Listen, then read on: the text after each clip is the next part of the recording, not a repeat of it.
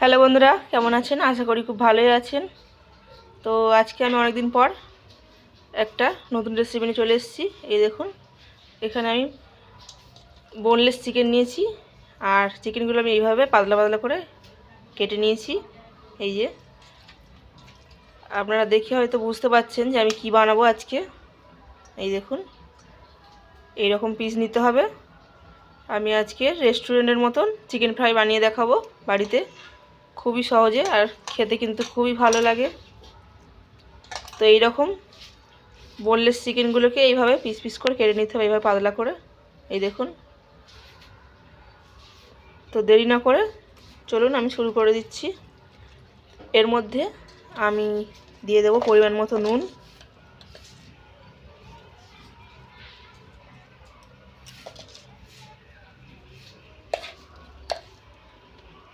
আর এর মধ্যে আমি দিয়ে দেব গোলমরিচের গুঁড়ো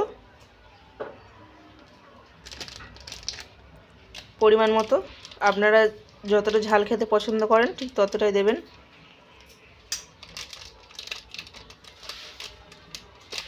এখানে আমি 2 চামচ মতো গোলমরিচের গুঁড়ো দেবো। এই দেখুন, আমি 1 চামচ দিয়ে দিচ্ছি, আরও 1 চামচ দিয়ে দেবো।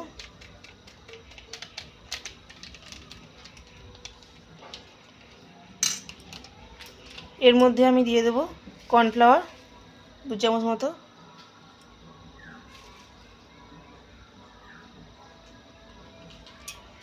দিয়ে দেব আদা রসুন বাটা 1 চামচ। এর মধ্যে আমি সয়া সস দিয়ে দিচ্ছি 1 চামচ মতো। আর এর মধ্যে আমি দিয়ে দেব ভিনিগার 1 চামচ।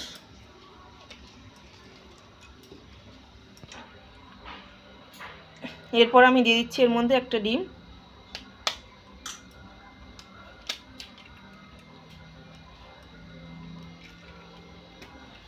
এগুলোকে আমি আর ভালোভাবে একসঙ্গে মাখিয়ে নেব।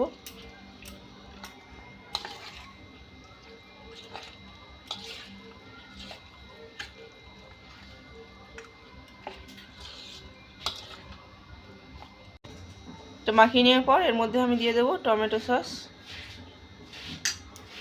2 চামচ।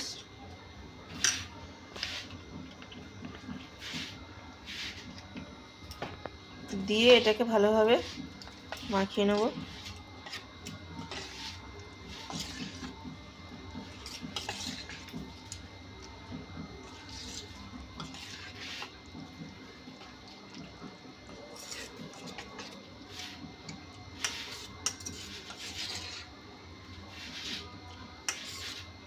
এটাকে এবার আমি 2 ঘন্টার মতো রেস্টে রেখে দেবো। 2 ঘন্টা পর আপনাদেরকে আমি দেখাচ্ছি। দেখুন, 2 ঘন্টা পর আমি ফিরে এসেছি। এইরকম হয়েছে চিকেনগুলো। এরপর আমি একটা প্লেটের মধ্যে নিয়ে নেব অল্প কিছুটা ময়দা,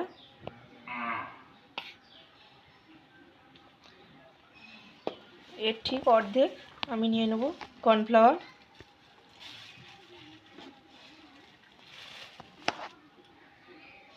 এটাকে ভালোভাবে মিশিয়ে নেব।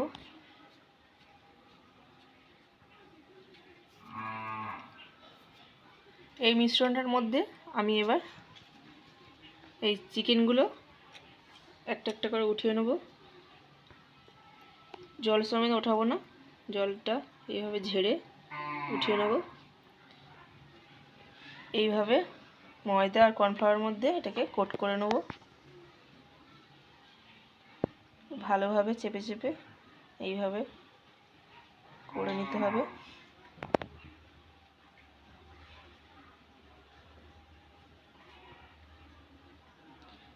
তারপর এটাকে ভালোভাবে ঝেড়ে নিতে হবে। এই দেখুন,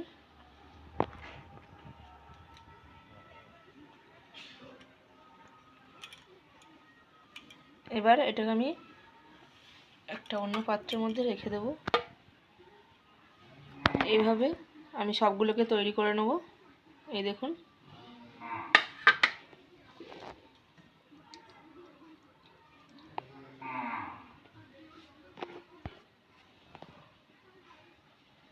এইভাবে চেপে চেপে কিন্তু এইগুলোকে ডুবিয়ে নিতে হবে এর মধ্যে, তারপর এগুলোকে ঝেড়ে নিতে হবে।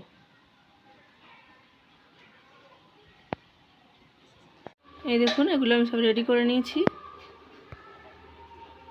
আর এই চিকেনের যে এক্সট্রা জলটা ছিল এর মধ্যে আমি ব্যাটারটা তৈরি করে নেব। এই যে যেটুকু ময়দার কর্নফ্লাওয়ার বেঁচেছিল সেটাও আমি এর মধ্যে দিয়ে দেবো। এর মধ্যে আমি আরও কিছুটা ময়দা দিয়ে দিচ্ছি, দিয়ে এবার এটাকে একটু ব্যাটার বানিয়ে নেব অল্প জল দিয়ে। এর মধ্যে যেহেতু ডিম দেওয়া আছে আর আলাদা করে ডিম দেওয়ার দরকার নেই। এটাকে মাখিয়ে নিয়েছি, এর মধ্যে আর একটু জল দিয়ে আমি এটাকে একটু পাতলা করে নেব সামান্য।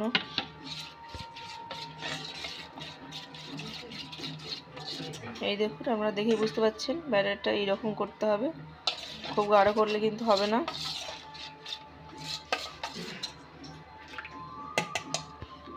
এর মধ্যে একটা একটা যেগুলো আমি চিকেনগুলো রেডি করে রেখেছিলাম সেগুলো আমি ডুবিয়ে নেব। যেখানে বিস্কুটের গুঁড়ো আছে এর মধ্যে আমি দিয়ে দেবো।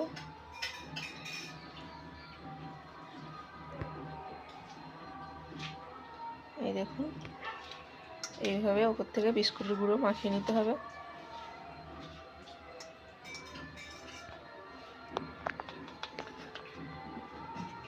এইভাবে প্রত্যেকটা কোট করে নিতে হবে।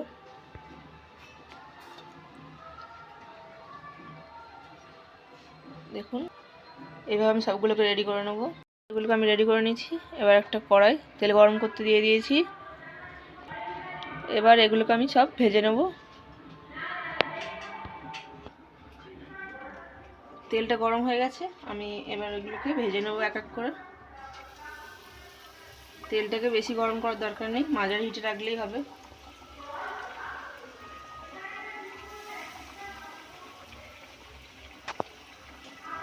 এখানে আমি তিনটে ধরছি, তিনটে দিচ্ছি।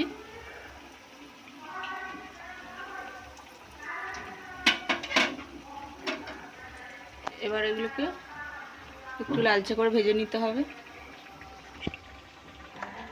এবার আমি একটা সাইড উল্টে দেব।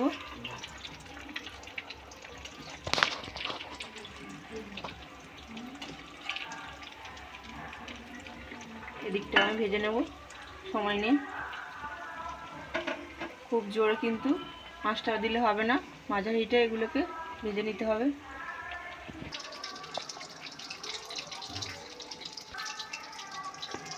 এই দেখুন এগুলোকে আমার সব ভালোভাবে ভাজা হয়ে গেছে। আমি এবার এগুলোকে তেল থেকে তুলে নেব।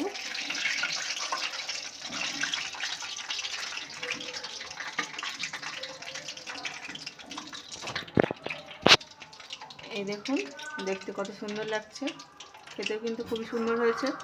আপনারা একবার বাড়িতে এভাবে ট্রাই করতে পারেন, কত সুন্দর লাগছে। এবার আমি বাকিগুলোকেও এই সেম পদ্ধতিতে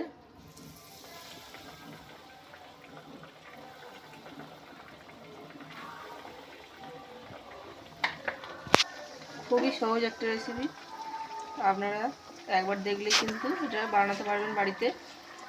আর রেস্টুরেন্টে গিয়ে এত টাকা খরচ করতে হবে না আপনাদেরকে, এইভাবে বাড়িতে বানিয়ে খেতে পারেন, খেতে কিন্তু খুবই ভালো লাগে। এই দেখুন আমার সবগুলো ভাজা হয়ে গেছে। এইভাবে আপনারা সস বা স্যালাডের সঙ্গেও খেতে পারেন, খেতে কিন্তু খুবই ভালো। আপনাদেরকে আমি একটা ভেঙে দেখাচ্ছি, দেখুন। এই দেখুন ভেতরটা এরকম হয়েছে, মাংসগুলো পুরো ভালোভাবে সেদ্ধ হয়ে গেছে। এই দেখুন একদম কাঁচা নেই। এইভাবে কিন্তু আপনাদেরকে ধীরে ধীরে ভাজতে হবে জিনিসটা, তাহলে মাংসগুলো ভালোভাবে সেদ্ধ হবে, না হলে কিন্তু ভেতরটা কাঁচা থেকে যাবে। আর খেতে কিন্তু খুবই দারুণ হয়েছে, আপনারা একবার হলেও বাড়িতে ট্রাই করতে পারেন। আর রেসিপিটা কেমন হলো আপনারা কমেন্ট করে জানাবেন। আর যদি ভালো লেগে থাকে তাহলে একটা লাইক করে দেবেন। আর যদি নাও ভালো লাগে তাহলে একটা কিন্তু যদি রেসিপিটা ভালো লেগে থাকে তাহলে একটা লাইক করে দেবেন, আর আমার চ্যানেলটি সাবস্ক্রাইব করে পাশে থাকবেন, পাশে থাকা বেল আইকনটা প্রেস করে রাখবেন।